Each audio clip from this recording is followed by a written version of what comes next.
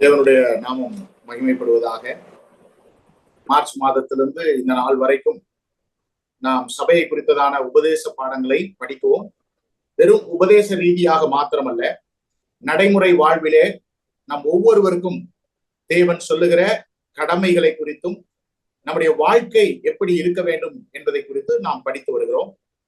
கடந்த வாரத்திலே உலகத்திலே நாம் எவ்வளவுதான் பிரயாசப்பட்டாலும் உலகத்திற்கான காரியங்களுக்கு நாம் நேரம் செலவிடும் பொழுது அது எல்லாம் மாயை. ஆகவே தேவனுக்கு பயந்து அல்லது தேவனுக்கு அஞ்சி நடக்கிறவர்கள் மட்டுமே நன்றாக இருப்பார்கள். ஆகவே நாம் தேவனுக்கு முக்கியத்துவத்தையும் முதலிடத்தையும் நம்முடைய வாழ்க்கையிலே கொடுக்க வேண்டும். அதற்காகத்தான் சபையையும் சபையினுடைய ஐக்கியத்தையும் தேவன் கொடுத்திருக்கிறார் என்கிற ஒரு கண்ணோட்டத்திலே நாம் படித்தோம்.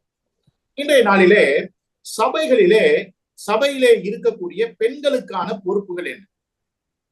பொதுவாகவே சகோதர சபை என்று சொல்லப்படுகிற நாம் பல சமயங்களிலே பெண்கள் அமைதியாக இருக்க வேண்டும், பெண்கள் சபையிலே பேசுவதற்கு அனுமதி இல்லை என்கிற அந்த ஒரு கொள்கையோடும் கோட்பாடோடும் நாம் இருக்கிறோம். ஆனால் அதை சரியாக புரிந்து கொள்ள வேண்டும். அப்ப பெண்களுக்கு எந்த வேலையுமே இல்லை என்கிற அர்த்தத்தில் எடுக்கக்கூடாது.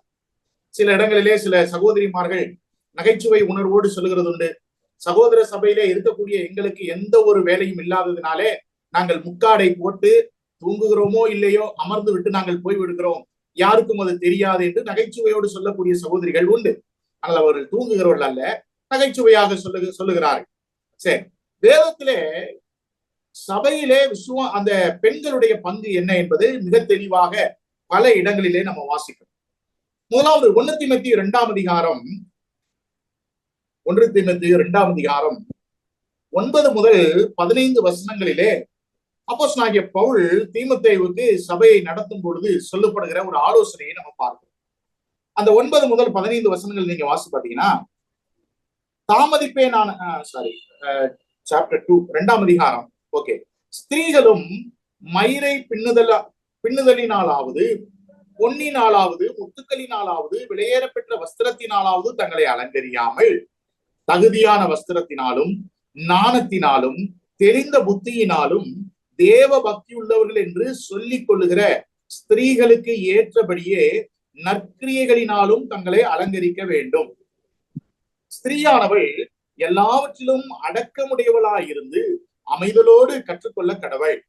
உபதேசம் பண்ணவும் புருஷன் மேல் அதிகாரம் செலுத்தவும் ஸ்திரீயானவளுக்கு நான் உத்தரவு கொடுக்கிறதில்லை. அவள் அமைதலாய் இருக்க வேண்டும். எண்ணத்தினாலெனில் முதலாவது ஆதாம் உருவாக்கப்பட்டான், பின்பு ஏவாள் உருவாக்கப்பட்டாள். மேலும் ஆதாம் வஞ்சிக்கப்படவில்லை, ஸ்திரீயானவளே வஞ்சிக்கப்பட்டு மீறுதலுக்கு உட்பட்டாள். அப்படி இருந்தும் தெரிந்த புத்தியோடும் விசுவாசத்திலும் அன்பிலும் பரிசுத்தத்திலும் நிலை கொண்டிருந்தால் பிள்ளை பெற்றினாலே ரட்சிக்கப்படுவாள். சோ இந்த பகுதிகளிலே அப்போஸ்தலனாகிய பவுல் சபை கூடி வரும்போது பெண்களுடைய பங்கு என்னவாக இருக்க வேண்டும், அவர்கள் எப்படி நடந்து கொள்ள வேண்டும் என்பதை குறித்து சொல்லுகிறார். முதலாவது 9-10 வசனங்களிலே அங்கே சொல்லும் பொழுது அவர் என்ன சொல்றாருன்னா, அவங்க எப்படி தங்களை அலங்கரித்துக் கொள்ள வேண்டும். அவர் சொல்றாரு, மயிரை பின்னுதலினாலாவது பொன்னினாலாவது முத்துக்களினாலாவது விலையேறப்பெற்ற வஸ்திரங்களினாலே தங்களை அலங்கரியாமல். பேதுருலையும் வாசிக்கும் பொழுது அப்படி நம்ம வாசிக்க முடியும். சோ இதை வச்சுட்டு சில பேர் என்ன சொல்றாங்கன்னா, பெண்கள் நகையே போடக்கூடாது, பைபிள் அதை ஆதரிக்கல அப்படின்னு சொல்றாங்க. ஒண்ணு தெரிஞ்சுங்க, இது ஒரு கம்பேரிட்டிவா தான் சொல்லப்படுது. நீங்க பேதுருல படிச்சு பாத்தீங்கன்னா கிளியரா பேதுரு எழுதுகிறாரு. என்ன எழுதுறாருன்னா, இது அலங்காரம் கிடையாதுன்னு எழுதுறாரு. போடக்கூடாதுங்கிறது சொல்லல, இது அலங்காரம் கிடையாது. அப்ப நகை போடலாமா வேணாமாங்கிற டிஸ்கஷனுக்குள்ள நம்ம போக வேண்டிய அவசியம் இல்லை. ஆனா இது ஒரு அலங்காரம்னு நினைக்காதீங்க அப்படின்னு அவர் சொல்லுகிறார். ஏன்னா ஈவன் நிறைய பேர் என்ன சொல்றாங்கன்னா, பொண்ணை போடக்கூடாதுன்றாங்க. அப்படி பார்த்தா தலை கூட சீவக்கூடாது இல்லையா? நீங்க இங்க வாசி பாத்தீங்கன்னா, மயிரை பின்னுதலினாலாவது, அப்ப முடி பின்னக்கூடாதா? பேதுருவும் பவுலும் அப்படி சொல்றாங்களா? இல்லை. அப்படி வந்தா எப்படி இருக்கும் சபை? யோசித்து பாருங்க. கொஞ்சம் சகோதரிகள் எல்லாம் தலை சீவாம வந்தாங்கன்னா எப்படி இருக்கும்? சோ இந்த வசனத்தை நம்ம சரியா புரிந்து கொள்ளணும். பவுலும் பேதுரும் பொண்ணு நகை போடக்கூடாதுங்கிற அர்த்தத்திலையும் சொல்லல, தலை சீவக்கூடாதுங்கிற அர்த்தத்திலையும் சொல்லல. அவங்க சொல்றது இது முக்கியம் கிடையாது, வெளித்தோற்றத்தினுடைய அழகு முக்கியம் கிடையாது அப்படின்னு சொல்றாரு. சொல்லிட்டு எப்படி சொல்றாரு, உங்களுடைய உள்ளான குணம், கேரக்டர் தான் ரொம்ப முக்கியம் அப்படிங்கிறத அவர் சொல்றாரு. அதே நேரத்துல அவருடைய வஸ்திரங்கள் கூட தகுதியான நிலைமையில இருக்கணும் தான் சொல்றாரு. பாருங்க, சில நேரங்கள்ல நமக்கு பிரச்சனையே என்னன்னா, தகுதியான வஸ்திரம்னா நிறைய பேர் ஒரு காலத்துல வந்து நம்முடைய சகோதர சபைகளை என்ன சொன்னாங்கன்னா, பெண் பிள்ளைகளாக இருக்கிறாருன்னு சொன்னா சுடிதார் போடுறதுக்கு அளவு கிடையாது, தாவணி தான் போட்டுட்டு வரணும்னு சொல்லுவாங்க. தாவணி தான் போட்டுட்டு வரணும், இல்லைன்னா விசுவாசிகள் வந்து விசுவாசியுடைய பிள்ளைகள் தாவணியை தவிர வேற போட்டு வரக்கூடாதுன்னாங்க. சரி, அப்படி பைபிள்ல சொல்லப்படல. தகுதியான வஸ்திரம்னு இருக்கு. அவர்கள் சுடிதார், இப்போ நீங்க பாத்தீங்கன்னா ஒவ்வொரு நாடுகளிலும் ஒவ்வொரு உடை கலாச்சாரம்னு ஒண்ணு இருக்கும். இப்ப நம்ம இந்தியாவுக்கு சில உடை கலாச்சாரங்கள் இருக்கு, மேற்கத்திய நாடுகள்ல ஒரு உடை கலாச்சாரம் இருக்கு, ஒவ்வொரு இடங்களையும் ஒவ்வொரு உடை கலாச்சாரங்கள் இருக்கு. இப்ப பைபிள் சொல்லுகிறது என்ன சொல்லுதுன்னா, நம்ம வந்து தகுதியான வஸ்திரம் போடணும். மற்றவர்கள் பாவம் செய்வதற்கு அல்லது பாவம் செய்வதற்கு தூண்டுவதற்கு ஏதுவான உடைகள் இருக்கக்கூடாது. சிலருடைய முகம் சுளிக்கக்கூடிய அளவிற்கு சபைக்கு வரக்கூடிய பெண்கள் எப்படின்னா உடை அணியக்கூடாது. ஈவன் நம்ம அசம்பிளியில கூடி வரும்போது கூட நம்முடைய பெண்கள் தகுதியான வஸ்திரங்களை தரித்து இருக்க வேண்டும் என்பதை வேதம் மிக கிளியராக சொல்லுகிறது. அடுத்தது நீங்க பாத்தீங்கன்னா, அவங்களுக்கு இருக்க வேண்டியது, அவங்க கீழ்ப்படிந்து இருக்க வேண்டும் என்று வேதம் சொல்கிறது. நீங்க வாசி பாத்தீங்கன்னா, ஸ்திரீயானவள் எல்லாவற்றிலும் அடக்கமுடையவளா இருந்து அமைதலோடு கற்றுக்கொள்ள கடவுள். சபையில லீட் பண்றதுக்கு பெண்களுக்கு எந்த விதமான உரிமையும் வேதத்திலே கொடுக்கப்படவில்லை. அவங்க வந்து லீடர்ஷிப்ல கிடையாது, லீடர்ஷிப்ல இருக்க முடியாது. சபையை அவங்க என்ன செய்ய முடியாது, எழுந்து போதிப்பதோ அவர்களை வழிநடத்துவதோ அல்லது ஆண்கள் மேல் அதிகாரம் செலுத்துவதற்கோ அவர்களுக்கு எந்த விதமான உரிமையையும் வேதம் கொடுக்கவில்லை. சோ அவங்க என்ன பண்ணணும்னா கீழ்ப்படிந்துதான் இருக்கணும். ஓகே, ஏன் இப்படி இருக்கணும் அப்படிங்கிறதுக்கு சில ஆதாரங்களை நம்ம பைபிள்ல இருந்தே படிக்கணும். நீங்க 1 கொரிந்தியர் 14ஆம் அதிகாரத்தை படிச்சு பாத்தீங்கன்னா, 1 கொரிந்தியர் 14ஆம் அதிகாரம் 34ஆம் வசனமும் 35ஆம் வசனம் வரைக்கும், சபைகளில் உங்கள் ஸ்திரீகள் பேசாமல் இருக்க கடவர்கள், பேசும்படிக்கு அவர்களுக்கு உத்தரவு இல்லை, அவர்கள் அமர்ந்து இருக்க வேண்டும், வேதமும் அப்படியே சொல்லுகிறது. அவர்கள் ஒரு காரியத்தை கற்றுக்கொள்ள விரும்பினால் வீட்டிலே தங்கள் புருஷரிடத்தில் விசாரிக்க கடவர்கள், ஸ்திரீகள் சபையிலே பேசுகிறது அயோக்கியமாயிருக்குமே. இந்த ஒரு வேத வசனத்தின் அடிப்படையில சபையிலே வரக்கூடிய தேவனுடைய பிள்ளைகள் பெண்கள் என்ன செய்யணும்னா அவர்கள் அமைதலாக இருக்க வேண்டும் என்பதைத்தான் சொல்லுகிறது. நீங்க ஏன் அப்படிங்கிற காரணங்களை நீங்க வேதத்தின் புதிய ஏற்பாட்டிலே நீங்க பட்டியல் போட்டு பாத்தீங்கன்னா, நம்பர் 1 தீமோத்தேயு 2:13 பவுல் சொல்றாரு, அந்த படைப்பின் நிமித்தம் தேவன் யாரை முதலாவது படைத்தாரு? ஆதாம தான் படைச்சார். இரண்டாவது, ஆணுக்கு துணையாக இருக்கும்படி ஏவாளை படைத்தார். சோ அந்த தலைமை, ஒரு திருமணமான பெண்ணுக்கு தலை யாருன்னு கேட்டா புருஷன் தான். புருஷனுக்கு தலை யாருன்னா கிறிஸ்து. பைபிள் அது கிளியரா போடப்பட்டிருக்கு. அப்ப பெண்ணுக்கு புருஷன் தலையாக இருக்கிறபடியினாலே பெண்கள் என்ன செய்யணும்? ஆண்கள் மேல அதிகாரம் செலுத்துவதற்கோ ஆண்களை வழிநடத்துவதற்கோ அவர்களுக்கு அதிகாரம் கொடுக்கப்படவில்லை. அதனால அவங்க கீழ்ப்படிந்திருக்க வேண்டும். இரண்டாவது, ஏன் சபையில பெண்கள் பேசாம இருக்கணும் அப்படின்னா, அதே 1 தீமோத்தேயு 2ஆம் அதிகாரம் 14ஆம் வசனத்துல வாசித்து பாத்தீங்கன்னா, முதலாவது யார் சாத்தானிடத்துல வஞ்சிக்கப்பட்டது அப்படின்னா ஆதாம் வஞ்சிக்கப்படல. நீங்க 1 தீமோத்தேயு 2ஆம் அதிகாரம் 14ஆம் வசனத்துல பவுல் அதை கிளியராவே சொல்றாரு. 1 தீமோத்தேயு 2ஆம் அதிகாரம் 14ஆம் வசனத்துல, மேலும் ஆதாம் வஞ்சிக்கப்படவில்லை, ஸ்திரீயானவளே வஞ்சிக்கப்பட்டு மீறுதலுக்கு உட்பட்டார். ஓகேவா? சோ முதல் காரணம் என்ன?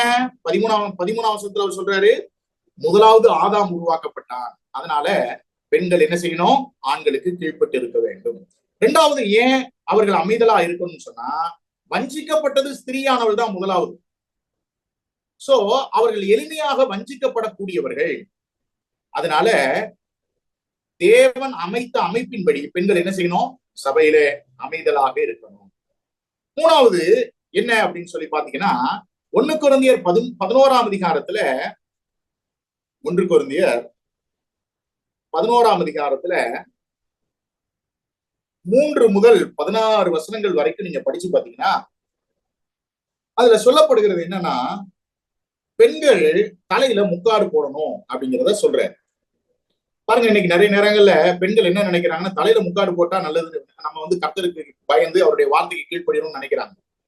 புருஷனுக்கு கீழ்ப்படியாம தலையில முக்காடு போடுறதுல ஒரு அர்த்தமும் கிடையாது. ஏன்னா இங்கே சொல்லப்பட்டிருக்கிறது என்ன, தலைக்கு எதுக்காக முக்காடு போடுறாங்க? அதாவது எனக்கு மகிமை கிடையாது, எனக்கு சிரசாக இருக்கிற என் கணவனுக்கு தான் மகிமை இருக்கு. ஓகேவா? இந்த நீங்க 1 கொரிந்தியர் 11ஆம் அதிகாரத்துல 3 முதல் 16 வசனங்கள் வரைக்கும் வாசித்து பாத்தீங்கன்னா அதுல கிளியரா அவர் சொல்றாரு. சோ அதனால புருஷன் தலையாக இருக்கிறார், அவர்தான் முக்கியமானவராக இருக்கிறபடினால நீங்க என்ன செய்யணும்னு சொன்னா, உங்களுடைய மகிமையாகிய அந்த தலைமயிரை என்ன செய்யணும்? மூடிக்கொள்ளணும். சோ இது ஒண்ணு தெரிஞ்சுங்க, இது ஏதோ சடங்கு மாதிரி செய்யறது இல்ல. ஒவ்வொரு பெண்களும் தங்களுடைய சொந்த கணவனுக்கு கீழ்ப்படிந்திருக்கிறார்கள் என்பதை அடையாளமாகவே இதை காண்பிக்கிறார். நிறைய இடங்கள்ல பாத்தீங்கன்னா முக்காடு போட்டிருப்பாங்க, ஆனா அவங்க கணவர் சொல்லுகிறதை கேட்கவே மாட்டாங்க. அது வேதத்தின் ஒழுங்கு அல்ல. ஓகேவா? ஏன் பெண்கள் அமைதியா இருக்கணும்? 3வது காரணம் கிளியரா சொல்றாரு.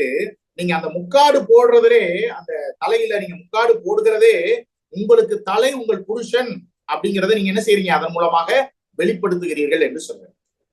4வது 1 கொரிந்தியர் 14ஆம் அதிகாரம் 34ஆம் வசனத்துல நீங்க படிச்சு பாத்தீங்கன்னா, இது வந்து தேவன் கொடுத்த ஒரு பிரமாணமாகவே பாருங்க. நம்ம ஏற்கனவே வாஸ்தவம் 1 கொரிந்தியர் 14:34ல சபைகளிலே உங்கள் ஸ்திரீகள் பேசாமல் இருக்க கடவர்கள். இது பவுலுடைய ஒப்பீனியன் கிடையாது, தேவ ஆவியானவர் பவுலை கொண்டு எழுதினதான ஒரு வேத வாக்கியம். அப்ப தேவன் கொடுத்த ஒரு பிரமாணமுமே அதுதான். அவங்க என்ன செய்யணும்? அங்கே அவர்கள் அமைதலாக இருக்க வேண்டும், ஸ்திரீகள் பேசக்கூடாது அப்படின்னு சொல்றாங்க. அதாவது மீட்டிங்க்கு டிஸ்டர்பா இருக்குங்கிறதுக்காக பேசக்கூடாதுங்கிற அர்த்தத்துல சொல்லப்படும். அவர்கள் வழிநடத்துவதற்கு வேதம் அனுமதிக்கவில்லை என்கிற ஒரு நிலையில சொல்லுது. அதாவது மீட்டிங்லயும் பேசக்கூடாது, ஆனா சில பேர் நினைக்கிறாங்க பாருங்க, மீட்டிங்ல பேசலாமா பேசக்கூடாதுன்னு போட்டிருக்கு அப்படின்னு நினைக்கிறாங்க. இல்ல, இதோட எழுதப்பட்டதனுடைய பின்னணி என்னன்னா, ஒரு சபையை எந்த விதத்திலும் வழிநடத்துவதற்கு பெண்களுக்கு உரிமை இல்லை என்பதை இது மிக தெளிவாக சொல்லுகிறது. அடுத்தது நீங்க 1 கொரிந்தியர் 14ஆம் அதிகாரத்துல நம்ம ஏற்கனவே பார்த்ததை போல 33, 34 நீங்க படிச்சு பாத்தீங்கன்னாலும், ஆதி திருச்சபையிலே இதை பரிசுத்தவான்கள் கை கொண்டார்கள். அதனாலதான் இதை நம்ம என்ன செய்யறோம்னு சொன்னா, இன்றைக்கு பெண்கள் சபையிலே பேசுவதை நம்ம ஒருபோதும் அனுமதிக்கிறது இல்லை. இதே 1 கொரிந்தியர் 11ஆம் அதிகாரம் 5ஆம் வசனத்தை நீங்க வாசிச்சு பாத்தீங்கன்னா, ஜெபம் பண்ணுகிறதாவது போதாவது, தீர்க்க தரிசனம் சொல்லுகிற போதாவது, தன் தலையை மூடிக்கொள்ளாதிருக்கிற எந்த ஸ்திரீயும் தன் தலையை கனவீனப்படுத்துகிறாள், அது அவளுக்கு தலை சிரைக்கப்பட்டது போல் இருக்குமே. சோ இந்த ஒரு பகுதியில நீங்க இந்த 1 கொரிந்தியர் 11ஆம் அதிகாரம் 4, 5 வசனங்கள் எல்லாம் நீங்க வாசிச்சு பாத்தீங்கன்னா, இந்த வசனத்தை வச்சு சில பேர் சொல்றாங்க, அதாவது பெண்கள் தீர்க்க தரிசனம் சொல்லலாம்னு போட்டிருக்கே, அப்ப பெண்கள் வந்து ஜெபம் பண்ணலாம்னு போட்டிருக்கே, அப்ப நம்ம ஜெபம் பண்ணலாமே அப்படிங்கிறாங்க. ஒண்ணு தெரிஞ்சுக்கங்க, 1 கொரிந்தியர் 11ஆம் அதிகாரத்திலே பவுல் சொல்றது வந்து சபையிலே கூடி வரக்கூடிய கூட்டத்தை குறித்து சொல்லல, அது அவங்களுடைய பிரைவேட் தனிப்பட்ட வாழ்க்கையை குறித்து தான் சொல்றாரு. ஆனா 1 கொரிந்தியர் 14, 1 தீமோத்தேயு 2ஆம் அதிகாரத்துல சபையில அவங்க அமைதியா இருக்கணுங்கிறத மிக தெளிவாக எழுதுகிறார். சோ ஸ்திரீகளுடைய பங்கு என்ன அப்படின்னு சொன்னா, அவங்க சபை கூடி வரும் பொழுது அவங்க மௌனமா தான் இருக்கணும். சில நடைமுறை விஷயங்களை நான் உங்களிடத்துல சொல்ல விரும்புகிறேன். இப்ப பாட்டு பாடலாமா? பிரதர், சபை வேதம் வந்து அமைதலா இருக்கணும்னு சொல்லியிருக்கேன், அப்ப பெண்கள் பாட்டு பாடலாமா? இப்ப நீங்க பாத்தீங்கன்னா நம்முடைய சகோதர சபைகள்ல ஆண்களை விட பெண்களுடைய குரல் தான் மேலோங்கி நிற்கும் பாடல் பாடும்போது. ஓகேவா? சோ அப்படின்னா என்ன அர்த்தம்?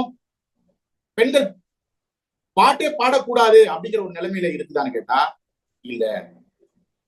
பாடல் நம்பர் சொல்லுவதற்கு ஆண்களுக்கு தான் உரிமை உண்டு, ஏன்னா அது வழி நடத்தக்கூடியது. ஆனா பாடல் அவர்கள் ஆண்களோடு சேர்ந்து என்ன செய்யலாம்? பாடலாம். சரி, இந்த கான்செப்டை நம்ம புரிஞ்சுக்கணும். அதாவது லீடர்ஷிப்புக்குள்ள வருவதற்கு தான் பெண்களுக்கு அனுமதி கிடையாது. இப்ப இதை நம்ம படிக்கும் போது ஒரு டவுட் வரும், அப்ப ஆவிக்குரிய வரங்கள்ல போதிக்கக்கூடிய வரம் பெண்களுக்கு கொடுக்கப்படலையா? அப்ப சில வரங்கள் ஆண்களுக்கும் சில வரங்கள் பெண்களுக்கும் பிரிச்சு படிச்சிருக்கிறோமா? இல்ல. விசுவாசிகள் அல்லது தேவனுடைய பிள்ளைகள் என்று இருக்கிற எல்லாருக்குமே என்ன உண்டு? ஆவிக்குரிய வரங்கள் கொடுக்கப்பட்டிருக்கிறது. பெண்களுக்கும் போதிக்கிற வரங்கள் இருக்கு, பெண்களுக்கும் நிர்வாகம் செய்யக்கூடிய ஆவிக்குரிய வரங்கள் இருக்கிறது. ஆனா அதை எங்க பயன்படுத்தணும் அப்படின்னு சொன்னா, அவங்களுக்கு போதிக்கிற வரம் இருக்குன்னா, இப்ப நீங்க பாத்தீங்கன்னா சண்டே ஸ்கூல்ல அதிகபட்சம் சண்டே ஸ்கூல்ல டீச்சரா இருக்கிறது யாரு? ஆண்களா? இல்ல, பெண்கள் தான் இருக்கிறாங்க. அப்ப போதிக்கக்கூடிய அல்லது கற்றுக்கொள்ள கொடுக்கக்கூடிய வரம் அவங்களுக்கு இருக்கு. ஆனா அதை பயன்படுத்துற இடம் எது? சிறுவர்கள் மத்தியில அல்லது சக சகோதரிகள் மத்தியில தான் என்ன செய்யறாங்க? அவைகளை பயன்படுத்துகிறார்கள். சோ ஆண்கள் இருக்கும்போது போதிப்பதற்கோ ஜெபம் செய்வதற்கோ சபையாக கூடி வரும்போது எந்த விதத்திலும் என்ன செய்யல? வேதம் அனுமதி கொடுக்கல. இன்னொரு ஒரு பிராக்டிக்கல் இஷ்யூ என்னன்னா, சில சபைகள்ல சொல்லுவாங்க, பிரதர் பெண்கள் பேசவமா இருக்கணும்னு சொல்லி இருக்கிறதுனால ஈவன் வசனம் கூட எடுத்து வாசிக்க கூடாது அப்படின்னு சொல்லக்கூடியவர்கள் உண்டு. பைபிள் அப்படி ஒரு ஆதாரம் கிடையாது. இன்னொன்னு ஒண்ணு புரிஞ்சுக்கணும், புதிய ஏற்பாட்டில் எழுதப்பட்ட காலத்துல யாருக்காவது பைபிள் அச்சு பிரதி இருந்துதான்னு கேட்டா இல்ல, அச்சு பிரதியே கிடையாது. அப்ப பவுல் எந்த கான்டெக்ட்ல சொல்லி இருப்பாருங்கிறதையும் நம்ம யோசிச்சு பார்க்கணும். இப்ப பேசக்கூடாது, இப்ப ஒருத்தர் போதிக்கிறவர் வந்து ஒரு வசனத்தை எடுத்து வாசிங்க அப்படின்னு சொல்லும் பொழுது ஒரு சகோதரி வாசிக்கிறத வந்து நம்ம பாவம் என்றோ வேதத்திற்கு புறம்பானது என்றோ எடுத்துக்கொள்ள முடியாது. ஏன்னா அதுக்கு ஆதாரம் இல்லை. ஆனா அதனால நம்ம என்ன செய்ய வேண்டியதுல கருத்து வேறுபாடுகளை கொண்டு வர வேண்டிய அவசியம் இல்லை. வேத வசனத்தின்படி வேத வசனத்தை வாசிக்க கூடாது என்ற அர்த்தத்துல பைபிள்ல எந்த இடத்துல என்ன செய்யப்படல, சொல்லப்படல. பெண்கள் வேதத்தை அவங்க என்ன செய்யலாம்? வாசிக்கலாம், தப்பு கிடையாது. வாசிக்கிறதுல எந்த விதமான தவறு கிடையாது. ஆனா லீடிங் பண்றதுக்கு எந்த விதத்திலையும் என்ன செய்ய கிடையாது, அவங்களுக்கு அனுமதி கொடுக்கப்படலை. பாடல் நம்பர் சொல்லுவதற்கோ எழுந்து ஜெபிப்பதற்கோ அவங்களுக்கு என்ன செய்யல? அனுமதி கொடுக்கப்படவில்லை. சோ வேதம் வசனங்கள் சொல்லப்படும் போது அவங்களா வாசிக்கிறது கிடையாது. ஒரு பிரசங்கியார் வந்து சொல்லும் பொழுது யாராவது எடுத்து வாசிங்கன்னு சொல்லும் பொழுது அவர்கள் என்ன செய்யலாம்? அதை வாசிக்கலாம். அதுல எந்த விதமான தவறும் கிடையாது. அதே நேரத்துல நான் சொன்னதை போல பெண்கள் பேசக்கூடாதுங்கிறதுக்காக சபையில பாட்டு பாடாமையோ அல்லது எதுவுமே செய்யாம அமைதலா இருந்தா நியாயமா ஒண்ணு தெரிஞ்சுங்க. பிராக்டிக்கலா நம்ம வந்து எந்த செயல்லையும் ஈடுபடாம அமைதியா உட்கார்ந்து இருந்தோம்னா நம்மள அறியாமலே தூக்கம் வந்துடும். ஓகேவா? சோ பெண்கள் என்ன செய்யலாம்? பாட்டு பாடலாம், இருதயத்துல தேவனை துதித்து கொண்டு இருக்கலாம். அவங்க வாய் திறந்துதான் துதிப்பதற்கு அனுமதி கொடுக்கப்படலே ஒழிய அவங்க இருதயத்தின் ஆழத்திலிருந்து தேவனை என்ன செய்யலாம்? மனதிலிருந்தே அவர்கள் தேவனை துதிக்கலாம். அதற்கு வேதம் என்ன செஞ்சிருக்கு? அனுமதி கொடுத்திருக்கிறது என்பதை நம்ம பார்க்கணும். ஓகே, இது பெண்களை குறித்ததான விஷயங்களை நம்ம வேதத்தின் வாயிலாக கற்றுக்கொள்கிறோம்.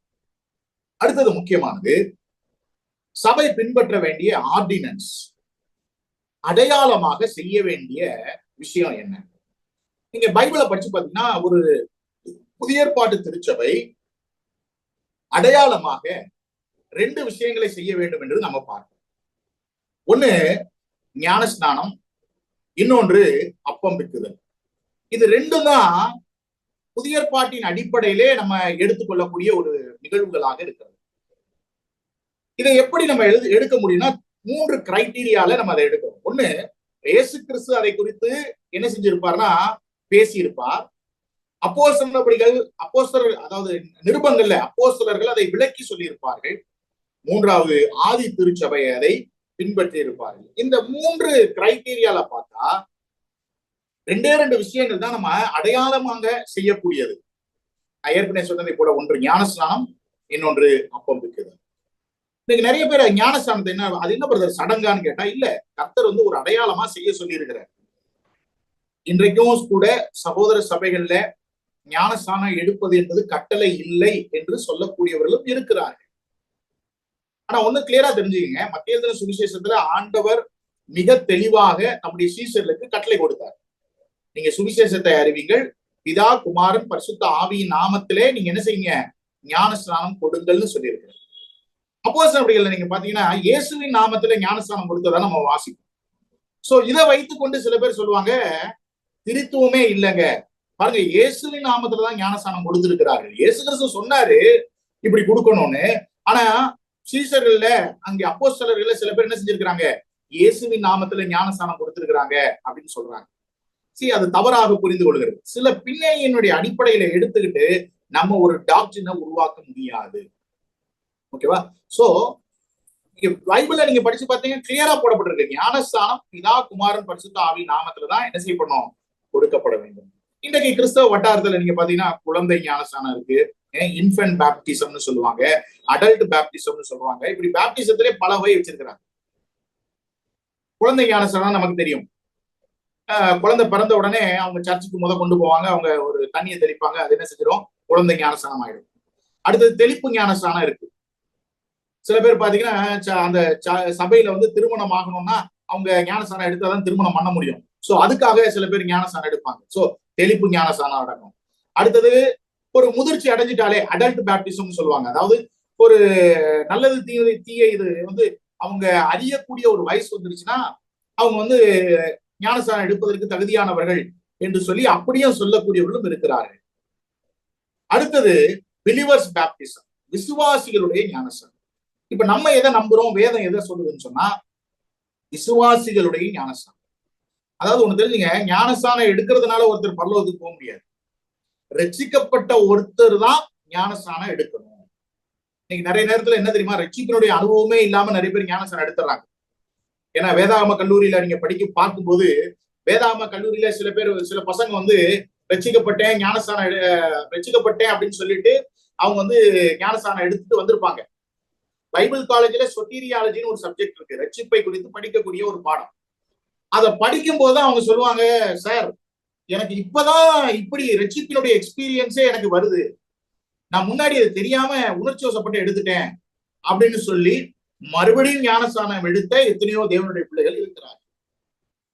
சோ ஞானஸ்தானம் என்பது கல்யாணத்துக்காக. இன்றைக்கும் சில சகோதர சபைகள்ல நான் பார்த்தது உண்டு.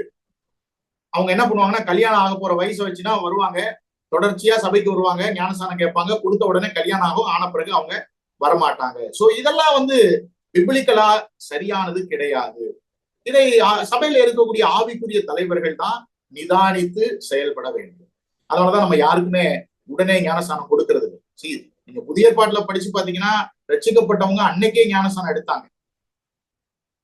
ஈவன் நீங்க அந்த கந்தாகை மந்திரி அந்த கான்வர்சேஷன்ல நீங்க பாத்தீங்கன்னா கர்த்தராகிய இயேசு கிறிஸ்துவை வந்து பின்னாடி உள்ள எல்லாத்திலுமே நீங்க பார்க்கும்போது அப்போஸ்தலர்கள் கூட கர்த்தராகிய இயேசு கிறிஸ்துவை முழு இருதயத்தோட நீங்க ஏற்றுக்கொண்டால் ஞானஸ்தானம் எடுப்பதற்கு தடை இல்லைன்னு சொல்றாங்க. முழு இருதயத்தோடு ஏற்றுக்கொண்டால் ஞானஸ்தானம் எடுக்கணும். அப்ப நம்ம வேதத்தின்படி நம்ம புரிந்து கொள்கிறது என்னன்னா பிலிவர்ஸ் பேப்டிசம், விசுவாசிகளுடைய ஞானஸ்தானம். இதுல அடுத்தது ஒரு கேள்வி, யாருங்க ஞானஸ்தானம் கொடுக்கணும்? சில சமயங்கள்ல நிறைய பேர் சொல்றாங்க ஞானஸ்தானம் கொடுக்கறதுக்குன்னு சில பேர் ஊழியக்காரங்க மட்டும் தான் கொடுக்கணும், வேற யாரும் கொடுக்க கூடாது அப்படின்னு சொல்லக்கூடியவர்கள் உண்டு. சிலர் சொல்லுவாங்க இல்ல மூப்பர்கள் கொடுக்கலாம், வேற யாரும் கொடுக்க கூடாது அப்படின்னு.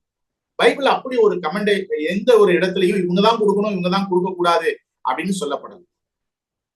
நியாயமா பார்த்தா ரட்சிக்கப்பட்ட எந்த தேவனுடைய பிள்ளையும் ரட்சிக்கப்படுகிற ஒருவனுக்கு என்ன செய்யலாம்? ஞானஸ்தானம் கொடுக்கலாம். ஆனா சில ரட்சிப்பினுடைய மேன்மையை நீங்க பாத்தீங்கன்னா நிறைய பேரு, நான் ஏற்கனவே சொன்னதை போல ரட்சிப்புனா என்னன்னே தெரியாம விசுவாசிகளாய் பல ஆண்டுகளாய் சபைக்கு வரக்கூடியவர்கள் உண்டு. சோ இதெல்லாம் தவிர்ப்பதற்காகத்தான் கர்த்தருடைய ஊழியத்திலே இருக்கக்கூடியவர்கள் சபையை வழிநடத்தக்கூடிய ஆவிக்குரிய முதிர்ச்சி பெற்றவர் தான் இதை கொடுக்கணும்னு சொல்லி நம்ம சொல்றோம். மிச்சபடி வேதத்துல வந்து இவங்கதான் கொடுக்கணும் இவங்கதான் கொடுக்க கூடாது அப்படிங்கிற ஒரு இன்ஸ்ட்ரக்ஷன் கிடையாது. ஆனா நம்ம ஏன் அதை செய்யறோம்னு சொன்னா ஆவிக்குரிய அனுபவம் இல்லாமல் அதை வந்து ஒரு அலட்சியமா செய்துவிடக் கூடாது அப்படிங்கிறதுக்காகத்தான் இதை சபையில இருக்கக்கூடிய மூப்பர்கள் அல்லது ஊழியத்திலே ஈடுபட்டிருக்கிறவர்கள் அந்த பொறுப்பை என்ன செய்யறாங்க? நிறைவேற்றுகிறார்கள். ஓகே, அடுத்தது கர்த்தருடைய போஜனம் அல்லது ராப்போஜனம்னு சொல்லுவாங்க. இதை நீங்க பாத்தீங்கன்னா ரோமர் கத்தோலிக்கர்கள் என்னன்னு சொல்றாங்க, அதாவது அந்த பாதிரியார் வந்து அப்பத்துக்காக ஸ்தோத்திரம் பண்ணும் போது அது இயேசு கிறிஸ்துவுடைய சரீரமாவே மாறிடுது. அதனாலதான் அவங்க என்ன பண்ண மாட்டாங்கன்னா பல்லுல கடிச்சு பண்ண சாப்பிட மாட்டாங்க, வாயில நேரா போட்டு முழுங்கிடுவாங்க. அதே போல அவங்க அந்த ரசத்தையும் அந்த ரசமா இருக்கும், ஆனா பாதிரியார் ஜெபம் பண்ணும் போது அல்லது ஸ்தோத்திரம் பண்ணும் போது அது இயேசு கிறிஸ்துவுடைய ரத்தமாவே மாறிடும் அப்படின்னு ரோம கத்தோலிக்கர்கள் இன்றைக்கும் நம்புகிறார்கள். ஆனால் இது அநேக ஆண்டுகள் அப்படிதான் அப்படி ஒரு நம்பிக்கை, பல குழப்பங்கள் இருந்தது. ஆனா ஸ்விங்லி என்று சொல்லக்கூடிய ஒரு தேவனுடைய மனிதன் தான் இல்ல இது ஒரு அடையாள சின்னம், இது இயேசு கிறிஸ்துடைய சரீரமாகவும் மாறுறதில்ல, ரத்தமாகவும் மாறுறதில்ல, எதுவும் நடக்கிறது இல்ல, இது நினைவு கூறுவதற்காக அடையாளமாக இருக்கக்கூடிய ஒரு சின்னம், அதான் நினைவு சின்னம்னு நம்ம சொல்லுவோம், ரிமெம்பரன்ஸ். அதனாலதான் ஞாயிற்றுக்கிழமையில நம்ம கூடி வருகிற கூட்டத்தினுடைய பெயர் சில சமயங்கள்ல நம்ம வர்ஷிப் மீட்டிங்னு சொல்றோம், ஆராதனைன்னு சொல்றோம். ஆனா என்ன பர்பஸ்க்காக கூடி வரும் தெரியுமா? That is called remembrance meeting. நினைவு கூறுதலின் கூட்டம் தான் ஞாயிற்றுக்கிழமையில நம்ம கூடி வரும். நீங்க புதிய ஏற்பாட்டுல எடுத்துக்கங்க, ஆதி திருச்சபையிலையும் சரி, அந்த புதிய ஏற்பாடு முழுவதும் எங்கேயாவது ஆராதிப்பதற்காக கூடி வந்தார்கள் ஒரு பேசேஜ் எடுக்க முடியுமான்னு கேட்ட கிடையாது. மூப்பர்கள் அந்த, அதாவது உபதேசத்தை விஷயமா அவங்க மூப்பர்கள் கூடி வந்ததாக கூட்டம் இருக்கும். அடுத்தது நீங்க படிச்சு பாத்தீங்கன்னா நிறைய கூட்டங்கள் இருக்கும். ஆனா இங்க நீங்க வாசிக்கும் பொழுது அவர்கள் கிறிஸ்துவனுடைய பாடு மரணம் இவைகளை நினைவு கூறுவதற்காக கூடி வந்தார். சோ ஞாயிற்றுக்கிழமையிலே நம்ம கூடி வருகிற கூட்டத்தினுடைய பேர் என்னன்னா நினைவு கூறுதலின் கூட்டம். அதனாலதான் நம்ம அப்பமும் ரசமும் மிக முக்கியமாக நினைக்கிறோம். சோ இது ரெண்டுமே சிம்பாலிக் தான், அது வந்து ஒரு அடையாளமாக கொடுக்கப்படுகிறது. இதுலயும் நிறைய பேர் என்ன பிரச்சனை பண்ணிக்குவாங்க தெரியுங்களா? பண்ணு கடையில வாங்கக்கூடாது பிரதர், பிரெட் கடையில வாங்கக்கூடாது பிரதர், வீட்டுலதான் செய்யணும், அதுவும் ஈஸ்ட் போட்டக்கூடாது, புளிப்பில்லாத அப்பம் தாங்க ஆண்டவர் வச்சாரு அப்படின்லாம் சொல்லக்கூடியவர்கள் உண்டு. சரி, இது நினைவு சின்னம் தாங்க. கிரேப் ஜூஸ் வந்து இங்க இருக்கக்கூடாது, கடை இன்னைக்கும் பாத்தீங்கன்னா சில பேர் கடையில கிரேப் ஜூஸ் வாங்கக்கூடாது, ஹோம்ஸ்ல வாங்கக்கூடாது. நீங்க வீட்டுல காஞ்ச திராட்சையில தண்ணி ஊத்தி அதை கொதிக்க வச்சு அப்படியே எடுத்துட்டு வந்துதான் கொடுக்கணும் அப்படின்னு சொல்லக்கூடியவர்கள் உண்டு. ஓகே, அது வந்து தவறு என்று நம்ம சொல்ல வேண்டாம். ஆனா அப்படிதான் பைபிள்ல செய்யணும்னு எங்கேயும் சொல்லப்படல. நம்ம கடையில அப்பம் வாங்கிக்கலாம், பிரெட் வாங்கிக்கலாம், பன் வாங்கிக்கலாம், தப்பு கிடையாது. கடையிலே ஜூஸ் வாங்கிக்கலாம், இது எதுவுமே தப்பு கிடையாது. ஆர்கியூமெண்ட்டுக்கு பேசுறவங்களுக்காக நான் சில விஷயங்களை சொல்றேன். நீங்க தமிழ் பைபிள்ல பாத்தீங்கன்னா இயேசு கிறிஸ்து அப்பத்தை எடுத்து பிட்டுன்னு டிரான்ஸ்லேட் பண்ணியிருக்கிறாங்க. நீங்க ஆங்கில பைபிள்ல பாத்தீங்கன்னா அவர் அப்பத்தை எடுத்து உடைத்துன்னு தான் போட்டிருக்கும். பிரேக் த பிரெட்னு போட்டிருக்கும், இல்ல புரோக் த பிரெட்னு வந்துடும். அப்படின்னா என்ன அர்த்தம் உங்களுக்கு தெரிஞ்சுங்க. இதுக்குதான் பின்னணிலாம் நமக்கு தெரியணும். இயேசு கிறிஸ்து வாழ்ந்த காலத்துல இன்னைக்கு நமக்கு சாஃப்டா இருக்கிற பன் மெட்டீரியலே கிடையாது, பண்ணும் கிடையாது, பிரெட்டும் கிடையாது. அது எல்லாமே ஹார்ட் மெட்டீரியல் தான். அப்படி பார்த்தா சொல்ல போனா ரஸ்க் போல இருக்கும். நமக்கு தெரியும் வர்க்கி இருக்குல்ல, வர்க்கி ரஸ்க், இது போலதான் இயேசு கிறிஸ்து வாழ்ந்த காலங்களிலே அப்பம்னு சொன்னா அப்படிதான் இருக்கும். அதனால உடைச்சுதான் சாப்பிடுவாங்க, ரஸ்க் மாதிரிதான் இருக்கும். அப்படி இப்ப நீங்க வந்து லிட்ரலா இயேசு கிறிஸ்து வந்து அங்கே வந்து அவரு புளிப்பில்லாத அப்பத்தை தான் வச்சு பண்ணாருன்னு சொன்னா நம்மளும் புளிப்பில்லாத ஒரு ரஸ்க் தான் வச்சுக்கணும். அது இன்னைக்கு உடைக்கிறது எவ்வளவு சிரமம் பாத்துங்க. நிறைய பேர் கூடி வரும்போது உடைக்கிறது எப்படி இருக்கும்னு யோசிப்பாங்க. சோ இது எல்லாமே சிம்பாலிக் தான். இதை வந்து நம்ம என்ன செய்யக்கூடாது, முக்கியப்படுத்தக்கூடாது. ஆனா எது முக்கியம் தெரியுங்களா? இந்த அப்பரசத்துல யார் பங்கெடுக்கணும்னா ரசிக்கப்பட்டு ஞானஸ்நானம் எடுத்தவங்க மட்டும் கிடையாது. இதை மட்டும் தான் நம்ம அடிப்படை கொள்கையா பாக்குறோம். இது அடிப்படை கொள்கை. ஆனால் ஒவ்வொரு நாளும் ஒவ்வொரு நொடி பொழுதும் கிறிஸ்து விரும்புகிற வண்ணமாய் வாழ்ந்து ஏதாகிலும் பாவமோ பிழையோ என் வாழ்வில் ஏற்பட்டால் உடனே ஆண்டவரிடம் சென்று அதற்கான மன்னிப்பை தேடி என் வாழ்வை சீரமைத்து விட்டுதான் இந்த அப்பத்திலையும் பாத்திரத்திலையும் பங்கு கொள்ளும். இன்றைக்கு நிறைய பேரு அப்பம் இப்படி இருக்கணும், ரசம் இருக்கணும் அப்படின்னு பேசக்கூடிய அநேகர் வேத வசனத்திலே சொல்லப்பட்ட தேவனுடைய வார்த்தைக்கு செவிகொடாமல் அவங்க என்ன செய்யறாங்க, அதிலே பங்கு கொள்கிறார்கள். அது ஆபத்தானது. கொரிந்தியர்ல நீங்க வாசி பாத்தீங்கன்னா இந்த கொரிந்து சபையில பல பிரச்சனைகள் காணப்பட்டது. ஐக்கியம் இல்ல, குரூப்பிசம் காணப்பட்டது, அங்கே விபச்சார பாவம் காணப்பட்டது. ஒருவருக்கு இடையிலே ஒருவர் கேஸ் போட்டு சகோதரர்களுக்குள்ளே அவங்க என்ன செய்யறாங்க, நீதிமன்றங்களை வழக்காடி கொண்டு இருந்தார்கள். ஆனா அவங்க அப்பம் விட்டு ஆராதிச்சுட்டு இருந்தாங்க. அப்ப பவுல் சொல்றாரு, உங்களில் அநேகர் வியாதிப்பட்டிருக்கிறீர்கள், பலவீனமாயிருக்கிறீர்கள், மரித்தும் போயிருக்கிறீர்கள். அதனால நீங்க உங்களை நிதானித்து அறிந்து பங்கு கொள்ளுங்கள்னு சொல்றேன். அப்ப விசுவாசிகளாகிய நம்ம வந்து பாவம் செஞ்ச உடனே ஐயோ இந்த வாரம் பங்கெடுக்க மாட்டேன் அப்படிங்கிறதும் கிடையாது. சரி, நம்ம குறைவு உள்ளவர்கள் நம்ம என்ன செய்யணும்னா அதை செட்ரைட் பண்ணணும். சகோதரர்களுக்குள்ளே அங்கே பிரிவுகள் இருந்ததுன்னா அதை என்ன செய்யணும், செட்ரைட் பண்ணணும்.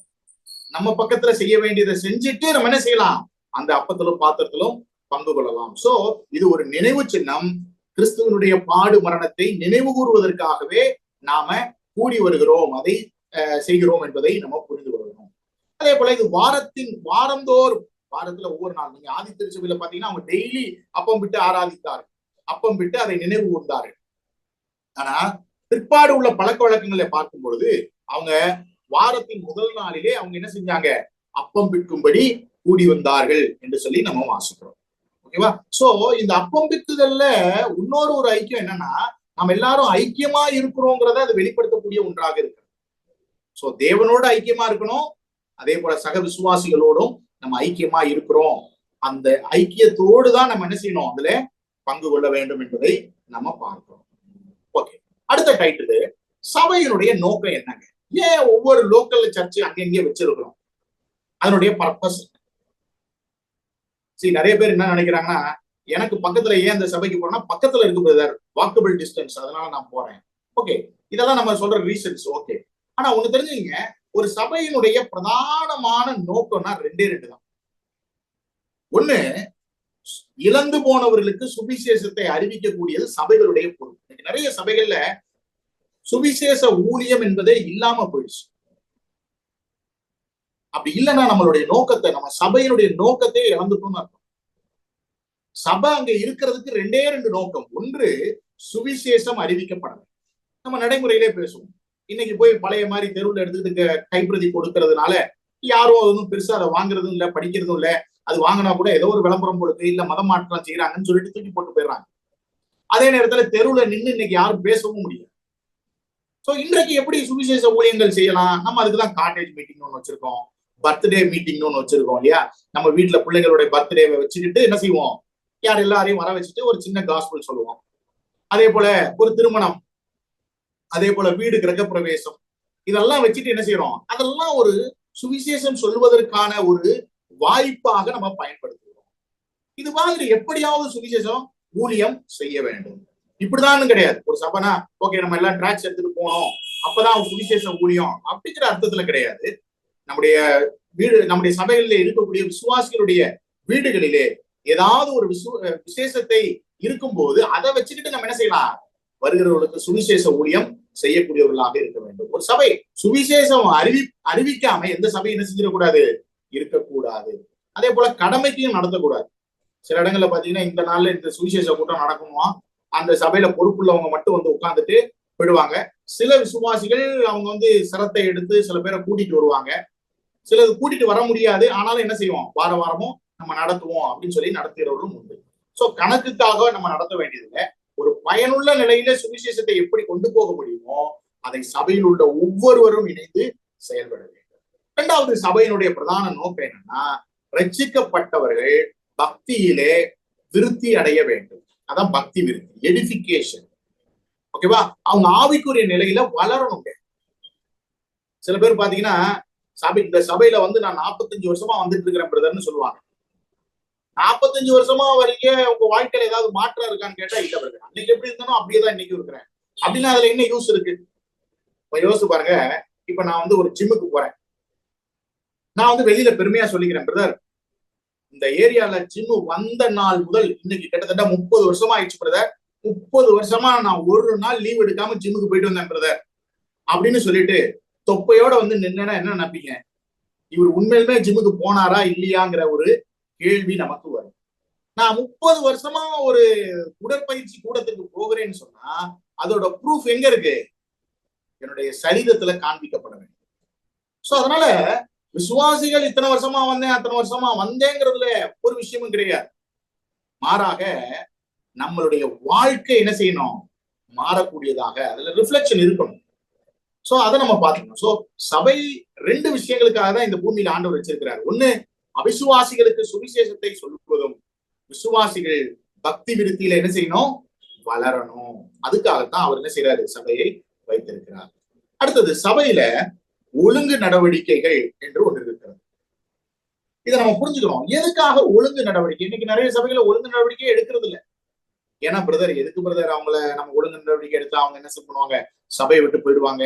அவங்க மேல ஒழுங்கு நடவடிக்கை எடுத்துட்டா வேற ஒரு சபைக்கு போயிடுவாங்க பிரதர். இதெல்லாம் எதுக்கு பிரதர், சிக்கல்கள். அதனால ஆண்டவரே அவரை மாத்தட்டும் அப்படின்னு சொல்லக்கூடியவர்கள் உண்டு. கிடையாது.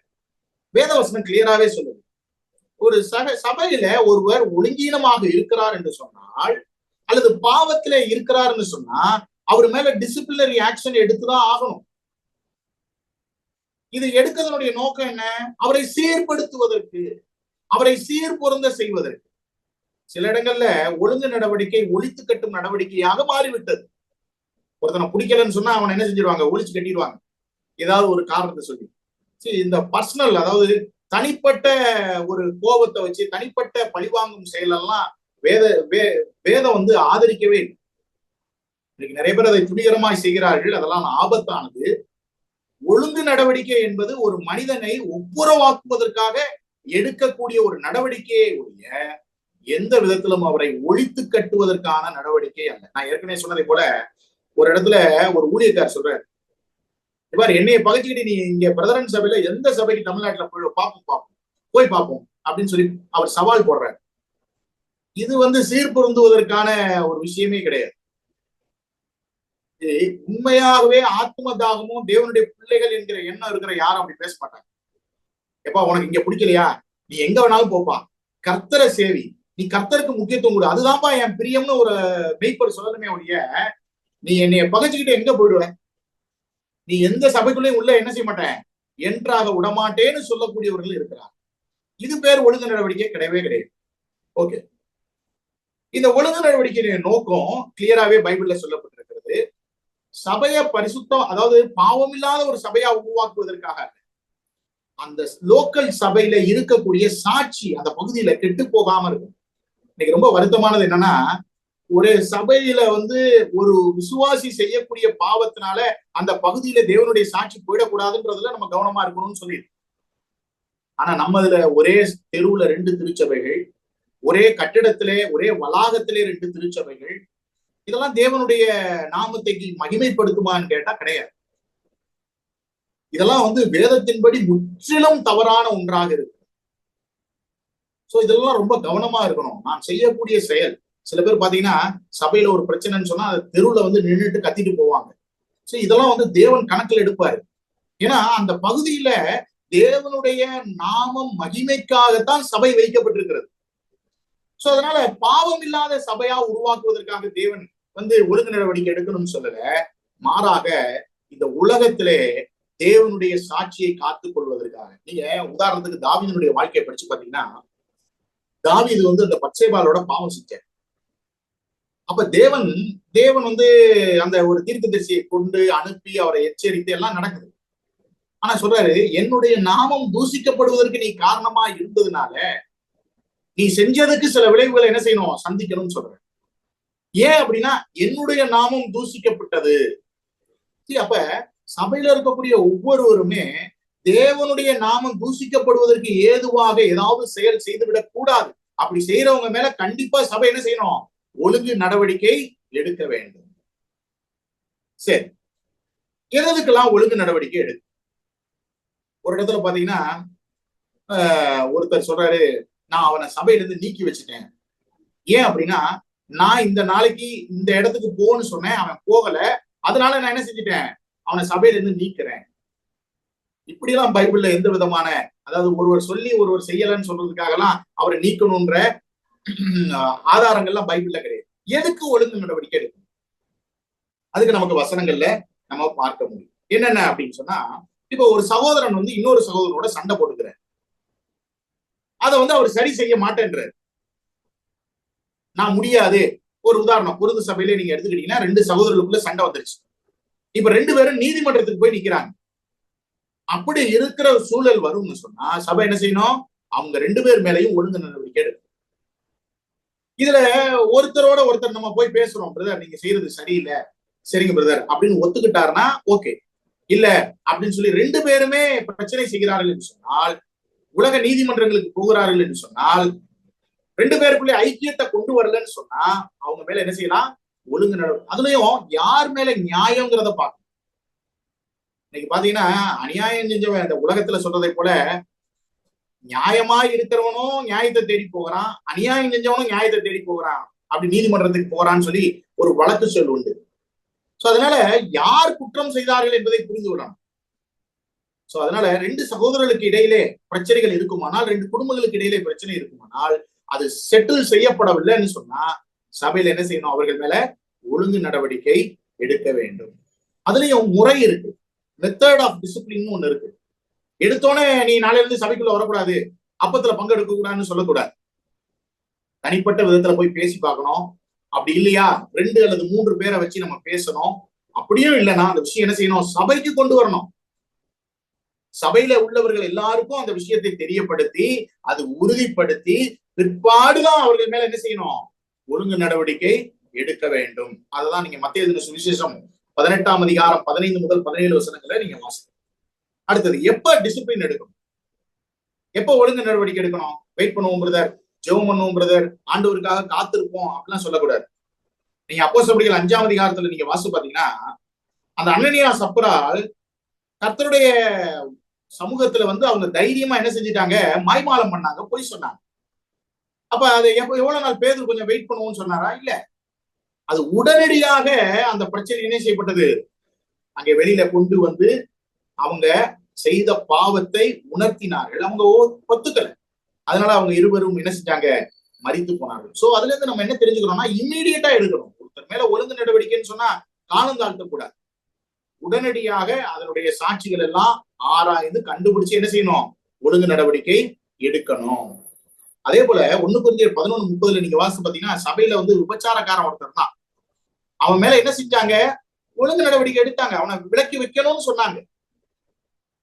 அதனாலதான் நம்ம வாசிக்கிறோம். அதாவது பாவத்தை விட்டு மனம் திரும்புவதற்கு விருப்பம் இல்லாதப்ப ஒருத்தர் பாவம் செஞ்சுட்டாரு. அவர் பாவம் செஞ்சுட்டாருங்கிறத நம்ம போய் சொல்றோம். அவர் ஆமா பிரதர் நான் பாவம் செஞ்சுட்டேன்னு சொல்லி உண்மையாவே உடைந்த உள்ளத்தோடு அறிக்கை செய்துட்டா அவர் மேல ஒழுங்கு நடவடிக்கை எடுக்க வேண்டியதில்லை. ஏன்னா அவர் மன்னிப்பு கேட்டுறாரு. ஆனா நான் செஞ்சது தப்பே கிடையாது அப்படின்னு சொல்லி ஆதாரபூர்வமான நிரூபணங்கள் செய்த பிறகும் அப்படி செஞ்சாருன்னா அவர் மேல என்ன செய்யணும்? கீழ்ப்படியாத அவர் மேல ஒழுங்கு நடவடிக்கை எடுக்கணும். அடுத்தது, நான் ஏற்கனவே சொன்னதை போல இந்த ஒழுங்கு நடவடிக்கை எடுக்கிறவங்களும் எப்படிப்பட்ட மனப்பான்மையோட இருக்கணும்னு சொன்னா, ஒழித்து சபைக்குள்ளே விட்டுறக்கூடாது, இதுதான் நம்மளுக்கு சந்தர்ப்பம் அப்படின்றதான் செய்யக்கூடாது. சில இடத்துல நீங்க பாத்தீங்கன்னா, என் குடும்பத்து மேல இவங்க அந்த காலத்துல ஒழுங்கு நடவடிக்கை எடுத்தாங்க பிரதர், இதுக்குதான் காத்துக்கிட்டு இருந்தேன், இன்னைக்கு இவங்க மாட்டிக்கிட்டாங்கல்ல, நான் பாத்துக்கிறேன் பிரதர், என்ன கஷ்டப்பட போறாங்க பாருங்க அப்படின்னு சொல்லக்கூடியவர்கள் உண்டு. ஒழுங்கு நடவடிக்கை எடுக்கிறவருடைய மனப்பான்மையை குறித்து கலாத்தியர் 6:1-2 வசனங்களை வாசித்து பாருங்க. நான் வாசிக்கிறேன், ஏன்னா அது மிக முக்கியமானது. தேவனுடைய சபையில நம்ம எதையுமே விளையாட்டுத்தனமா எடுத்துடக்கூடாது. கலாத்தியர்கள் நிருபம் 6ஆம் அதிகாரம் 1-2 வசனங்கள். சகோதரரே, ஒருவன் யாதொரு குற்றத்தில் அகப்பட்டால் ஆவிக்குரியவர்களாகி நீங்கள் சாந்தமுள்ள ஆவியோடு, வெறி கொண்டெல்லாம் பேசக்கூடாது, எப்படி இருக்கணும்? சாந்தமுள்ள ஆவியோடு அப்படிப்பட்டவனை சீர்பொருந்த பண்ணுங்கள். பாருங்க எப்படி டிசிப்ளினரி ஆக்ஷன் எடுக்கணும். Attitude is very important. அதாவது நம்ம பெரிய அதிகாரி அப்படிங்கிற நிலைமையில கிடையாது. சில இடத்துல சொல்லுவாங்க 6 மாசத்துக்கு நீ அப்பத்துல கை வைக்க கூடாது, 3 மாசத்துக்கு கை வைக்க கூடாது. அப்படிலாம் யாருக்கும் எந்த அதிகாரமும் கொடுக்கல தேவன். எப்படி சொல்லணுமா? சாந்தமுள்ள ஆவியோடு அப்படிப்பட்டவனை சீர் பொருந்த பண்ணு சொல்லிட்டு ஒரு எச்சரிக்கை கொடுக்குறாரு. நீயும் சோதிக்கப்படாதபடிக்கு உன்னை குறித்து எச்சரிக்கையாயிரு. ஏங்க கரெக்ஷன் பண்ண போறவங்களுக்கு எதுக்கு வார்னிங் கொடுக்குறாங்க? ஆமா, நம்மளும் என்ன செஞ்சிடக்கூடாது? மாம்சீகமான நிலையில எடுத்துடக்கூடாது. சோ நம்ம கவனமா இருக்கணும். ஓகே, எந்தெந்த பாவங்களுக்காக புதிய ஏற்பாட்டுல ஒழுங்கு நடவடிக்கை எடுத்திருக்காங்க அப்படின்னா, 1 கொரிந்தியர் 5ஆம் அதிகாரத்துல நீங்க பாத்தீங்கன்னா, சன்மார்க்கமாக வாழாமல், அதாவது என்னன்னா விபச்சாரத்துல ஈடுபட்டவங்க மேல ஒழுங்கு நடவடிக்கை எடுத்திருக்கிறாங்க. இப்ப நீங்க புதிய ஏற்பாட்டுல பாத்தீங்கன்னா, ஒரு ஸ்திரியை இச்சையோட பார்க்கிறவன் அவளோடு விபச்சாரம் செய்தாயிற்றுன்னு சொல்லப்பட்டிருக்கு. சோ அப்ப எப்படி ஒழுங்கு நடவடிக்கை எடுக்கிறது? நமக்கு தெரியும். ஒரு சகோதரன் தவறான ஒரு நிலையிலே போகிறார், வாழ்கிறார் என்றாலே அவரை கூப்பிட்டு கண்டித்து உணர்த்த வேண்டும். இல்லைன்னு சொன்னா அவங்க என்ன செய்வாங்க? விபச்சார பாவத்துல விழுந்து விடுவார்கள். சோ விபச்சார பாவத்துல விழுந்தவர்கள் மேல ஒழுங்கு நடவடிக்கை எடுத்திருக்கிறாங்க. நம்மளும் என்ன செய்யணும்? எடுக்க வேண்டும். நான் ஏற்கனவே சொன்னதை போல மத்தேயு 18 அடிப்படையில 2 சகோதரர்களுக்கு இடையில ஒருமனம் இல்லாமல் சண்டை சச்சரவு இருக்குமானால் அவங்க மேல என்ன செய்யணும்? ஒழுங்கு நடவடிக்கை எடுக்கணும். அடுத்தது, தவறான உபதேசத்தை நீங்க 2 யோவான் 7ஆம் அதிகாரம், 2 யோவான் 7-11 வசனங்கள், அதுல ஒரு அதிகாரம் தான். 2 யோவான் 7-11 வசனங்களை நீங்க வாசி பாத்தீங்கன்னா, கள்ள உபதேசங்களை உபதேசிக்கக்கூடியவர்கள், தவறான உபதேசங்களை செய்யக்கூடியவர்கள் மேல என்ன செய்யணும்? ஒழுங்கு நடவடிக்கை எடுக்கணும். நிறைய பேர் இன்னைக்கு என்ன நினைக்கிறாங்கன்னா, பைபிளை வச்சுட்டு பேசுறவங்க எல்லாம் தேவனுடைய வார்த்தை பேசுறாங்கன்னு நினைக்கிறாங்க. இல்ல, இன்னைக்கு அநேகர் கள்ள உபதேசங்களை, அதாவது வேத வசனத்துல சொல்லப்படாது. நீங்க பாத்தீங்கன்னா இயேசு கிறிஸ்து அந்த பரிசேயர்களை குறித்து சொல்றாரு. வெள்ளை அடிக்கப்பட்ட கல்லறைக்கு ஒப்பாய் இருக்கிறீர்கள், மாயக்காரராகிய வேதபாரகரே பரிசேயரே உங்களுக்கு ஐயோன். ஏன் அப்படின்னா, தேவன் கொடுத்த நியாயப்பிரமாணத்தை விட இவங்க வசதிக்காக சில விஷயங்களை கூட்டுறாங்க. அதை செஞ்சுட்டு என்ன செய்யறாங்க, மக்கள் மேல நிறைய விஷயங்களை திணிக்கிறாங்க. அதனாலதான் இயேசு கிறிஸ்து அவங்களை கண்டித்து உணர்த்தினாங்க. சோ இன்னைக்கு கள்ள உபதேசம்னா என்னன்னு தெரிஞ்சுக்கோங்க. பாருங்க, நம்ம வேதத்துல திருத்துவத்தை குறித்து சொல்லப்பட்டிருக்கு. பிதா, குமாரன், பரிசுத்த ஆவியானவர். இது இல்லைன்னு யாராவது சொன்னாங்கன்னா அவங்க யாரு? கள்ள உபதேசம் செய்யக்கூடியவர். அடுத்தது, இயேசு கிறிஸ்து கர்த்தர்னு சொல்லாம இயேசு கிறிஸ்து கர்த்தர்னு சொல்லிட முடியாதுங்க அப்படின்னு யாராவது சொன்னா, இயேசு கிறிஸ்து தேவன் சொல்லாத எல்லாருமே அது கள்ள உபதேசத்தை செய்யக்கூடியவர்கள். அவங்கள நம்ம என்ன செய்ய முடியாது? ஏத்துக்க முடியாது. அதே போல கிரியையினால ரட்சிப்பு கிடையாது, கிருபையினால் தான் விசுவாசத்தை கொண்டு ரட்சிக்கப்பட்டோம். இதுல ஏதாவது மாற்றங்கள் சொல்லுவாங்கன்னா, கிரியைகளையும் ரட்சிப்புக்கு அவசியம்னு சொன்னாங்கன்னா அது என்னது? கள்ள உபதேசம். இது எல்லாமே நம்ம என்ன செய்யப்பட்டிருக்கோம், இதை பார்க்கும்போது இதெல்லாம் கள்ள உபதேசம். இதை போன்று பிரசங்கிக்கிறவர்கள் நிறைய பேர் இருக்கிறாங்க. சோ இப்படி செய்கிறவர்களை என்ன செய்யக்கூடாது? சபையில நம்ம சேர்க்கக்கூடாது, அவர்களை விலக்கிதான் வைக்கணும்.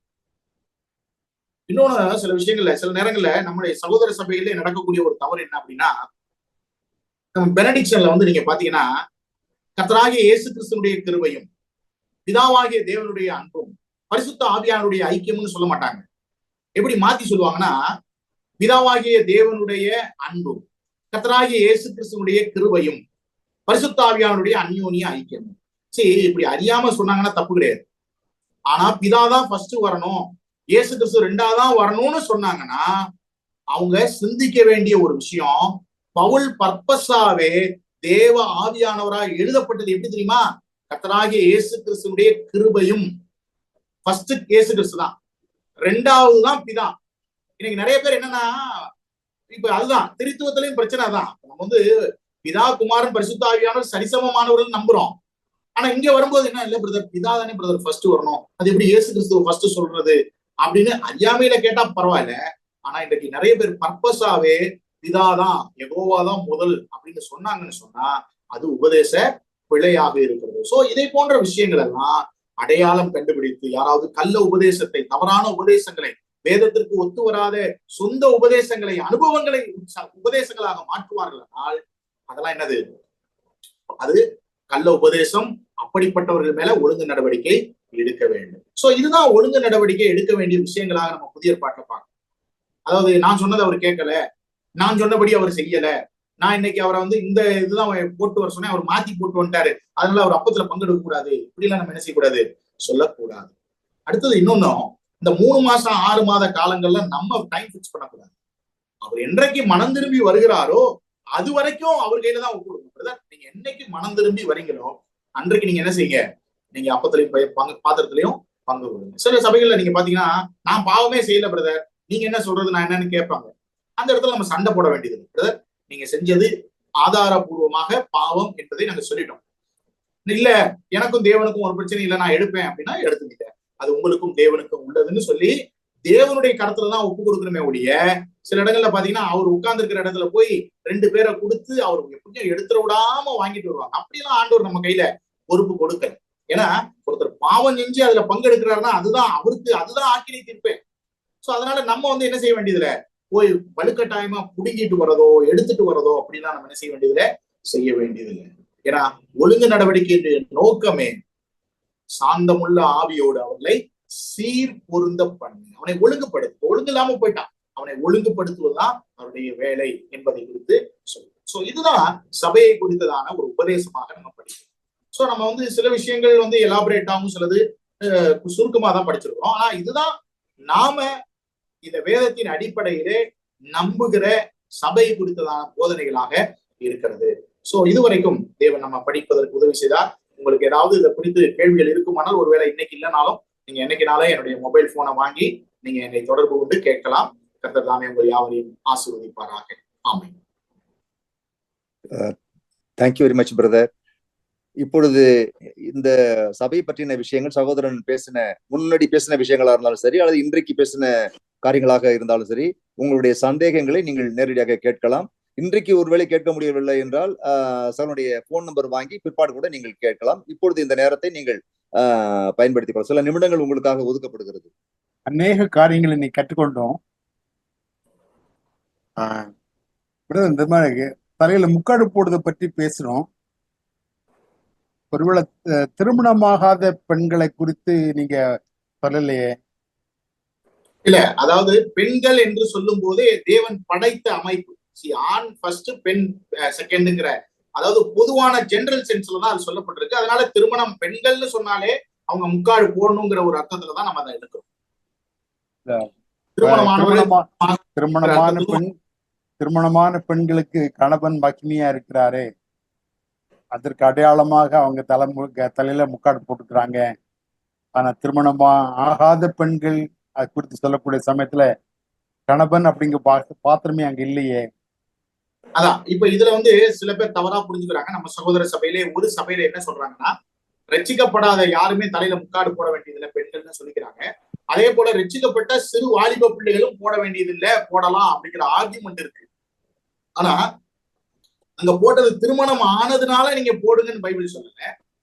ஓகேவா? அதாவது அந்த ஆர்டர்ல சொல்லும் பொழுது அப்படி சொல்றாரு. சோ ஆதாம் முதலாவது படைக்கப்பட்டான், பெண் அதற்கு அடுத்ததாக படைக்கப்பட்டாள். சோ அதனால ஆணுக்கு கீழே தான் பெண் இருக்கிறாள். சோ அங்கே ஆண் பெண் என்கிற ஒரு வரிசையில தான் நம்ம பார்க்கிறோம். கணவன் மனைவிங்கிறது ரெண்டாவது ஒரு நிலையில தான் நம்ம பார்க்கிறோம். ரிமெம்பரன்ஸ் மீட்டிங் அப்படிங்கிறது புதிதான காரியம். இன்னைக்கு தான் நான் தெரிஞ்சுக்கிட்டாரு. புதிதான காரியம் தான். இதுதான் ஆக்சுவலா பிப்ளிக்கல். இது நீங்க வெளிநாடுகள்ல சில சபைகள்ல எல்லாம் நீங்க பாத்தீங்கன்னு சொன்னா சகோதர சபைகள்ல அவங்க நினைவு கூறுதல் ரிமெம்பரன்ஸ் மீட்டிங்னே போட்டிருக்காங்க போர்டுல. அது தப்பு கிடையாது, ஆராதனைன்னு சொல்றது தப்பு கிடையாது. ஆனா பிப்ளிக்கலா நம்ம தெரிஞ்சு வச்சுக்கணும். இது நம்ம அதை ஒரு குற்றமா பார்க்க வேண்டியதில்லை. ஆனா இப்ப நாளைக்கு ஒண்ணு இல்ல, இப்ப நம்ம பிள்ளைகளே வேதத்தை ஆராய்ந்து படிக்கும் போது சரி நீங்க புதிய ஏற்பாட்டின் சத்தியத்தின்படிதான் எல்லாம் செய்யறோம்னு சொல்றீங்களே, ஆராதனைக்கு நீங்க எங்க கூடி வந்தாங்கன்னு கேட்டா நம்ம எடுத்து காமிக்க முடியாது. சோ அதனால நம்ம சேஃப்டியா என்ன சொல்லிடணும்னா, அவங்க கூடி வந்தது நினைவு கூறும்படியாக கூடி வந்தார்கள் அப்படிங்கறத நம்ம கிளியரா சொல்லி கொடுக்கணும். டிசிப்ளின் நீங்க ரொம்ப அருமையா சொன்னீங்க, எக்ஸ்பிளைன் பண்ணி விளக்கமா சொன்னீங்க. இவ்வளவு விளக்கமா நான் யாரும் சொல்ல கேட்டதில்லை. ரொம்ப அருமையா சொன்னீங்க. நாம எப்படி நம்முடைய அன்பினால தேவனுடைய தயவை நம்ம காட்டுறவங்களா இதுல டிசிப்ளின் பண்ணக்கூடிய ஆட்கள் தங்களை குறித்தும் அவங்க பொறுப்புள்ளவர்களா காணப்படணும் கத்துக்கிட்டோம். ரொம்ப நல்லா இருந்து brother. Thank you brother. Thank you so much.